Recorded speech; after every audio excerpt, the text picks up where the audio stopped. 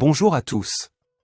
Le saviez-vous que les scientifiques continuent à modifier l'histoire de l'humanité antique pour favoriser les Sémites descendants de Sem contre les Chamites, descendants de Cham.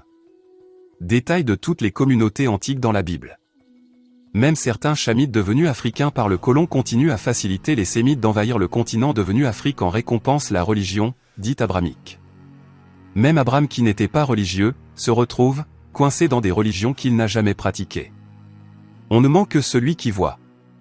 En vérité, nombreux d'entre nous sont atteints de la confusion et pourtant dans la Bible, explique bien que, Abraham n'est pas un Chamite mais plutôt un Sémite.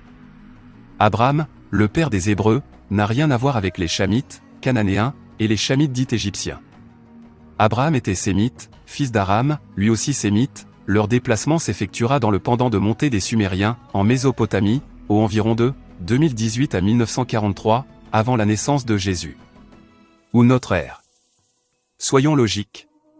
Si les Sémites étaient noirs et dans la culture Congo avec la lettre K, pourquoi ils envahiront la région Kundu, qui deviendra la Syrie?